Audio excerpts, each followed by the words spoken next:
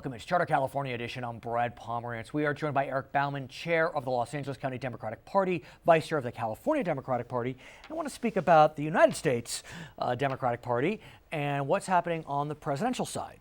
As we speak today, there are no declared candidates for president on the Democratic side. There are rumblings about Secretary of State Hillary Clinton, the governor of, the former governor of Maryland, is that right? Mr. O'Malley? Where are we on this? Elizabeth Warren, maybe? I think Elizabeth. So here's what I ultimately think. I think that the Democratic ticket's going to be led by Hillary Clinton, and the Senate's going to be cheered on by Elizabeth Warren, leading the progressive wing in the Senate. And I think those two strong women are going to bring Democrats to victory in next November. And it's going to be an exciting time in America as we shatter the ceiling into a million pieces. Let us presume that Hillary Clinton does not have a formidable opponent in the primary. Does that serve her well in your mind, sir? I think it will give America a great opportunity to watch the sideshow that is otherwise known as the Republican primary season. And I think it will allow Hillary Clinton to go across America and hear what it is that Americans are talking about and what they believe are their urgent needs, and also to spin out her positive message, her message of hope and progress for our nation and how we can try to help heal the chaos that's in the world today. Yeah, what's interesting when you talk about fanning across America, it really does feel as if we are in two different Americas. I mean, you have legislation kind of marching through certain houses dealing with religious freedom that purportedly can be interpreted to exclude gays and lesbians from receiving service. It's not purported, it's pretty direct. But my point is it just seems as if in Indiana, Arkansas, that seems to be top of mind. Louisiana. But you go to Oregon or you go to Maryland or wherever it may be, I mean, just the issues seem to be so disparate depending on where you are in the nation. Look, it has been many years now that America is very closely split on many issues. But the reality is that polling today shows that with respect to issues of discrimination against gays and lesbians, Americans oppose that by over 60%, a little bit more narrow on the issue of same-sex marriage, but still the majority of Americans now support same-sex marriage. Even aside from that, and I believe you when you say the polls indicate such. I've seen those same polls. But what I'm trying to figure out is, it just seems to me, I have rarely seen a time where the conversations are so different in different state capitals. It's just remarkable how what they're talking about in Olympia is not what they're talking about in Little Rock. Well, first of all, to begin with, the Republican base, their conservative, social conservative, Christian conservative base, is very demanding on its issues. And they believe, they turn the discrimination argument around, and in their mind, if a store owner chooses not to serve somebody who's gay or lesbian, they believe that's okay because that person is doing it in the service of God. But that's not how American law is written. Mm-hmm. And the change that has come across our nation on issues related to homosexuality, marriage equality, and the like is phenomenal. But when you're running in those places, particularly in the Deep South and in parts of the Midwest, your base requires you to go that way. And yet, the governor of Arkansas, after seeing what happened in Indiana, called for a change in the bill that his legislature had already passed in order to specify that it would not allow discrimination against gays and lesbians. Okay, so there's the LGBT issues, but then in Kansas, for example, Governor Brownback recently signed legislation to ban second trimester abortions. I mean, again, I don't know, but why is that issue? Governor Brownback is the most conservative governor in America. And he came into office to prove that conservative principles under his leadership in Kansas would make that state a model. He cut taxes, he closed 7 departments, he cut thousands of jobs, and you know what? His state's $350 million in the red. Mm-hmm. But I hear you, and I'm going to keep pushing you because I do want to get a sense from you.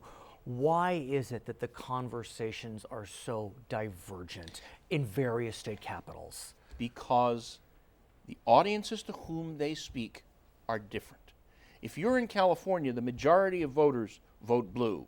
If you're in Kansas, the majority of the voters vote red. Politicians talk to the people who vote for them. Right. So, but then why is that? I mean, You're asking a question. You're asking a question that's not a question. It is like, which came first, the chicken or the egg? Well, the reason is because some people are conservative and hold very conservative beliefs, and some people are liberal and hold very liberal beliefs. Do you feel as if I'm off base when I perceive that the conversations are different, more different now than they were 10, 20 years ago? I don't think they're more different now. I think the same kinds of conversations we're having. Here's what's changed. People are no longer afraid to stand up and speak out on behalf of minority rights, gay and lesbian rights, on abortion rights. And on the other side, as conservatives and conservative states have been losing on these issues, as the population has changed, in great part because of the internet and 24-hour immediate flow of information, and the fact that so many people now know people who are gay or lesbian, bisexual or transgender, people's minds have changed. But in those places that are the heart and soul of conservatism, they're clawing to maintain that belief system.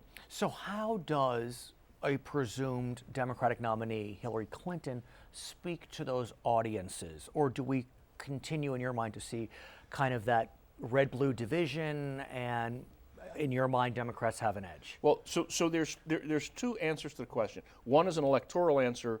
One is a political or leadership answer. Please.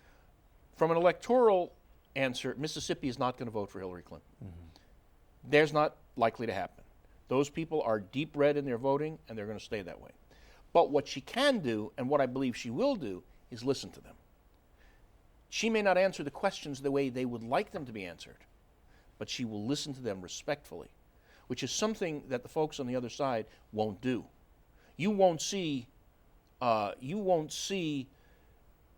Cruz sit down with a group of gays and lesbians and say, "Tell me what's important to you.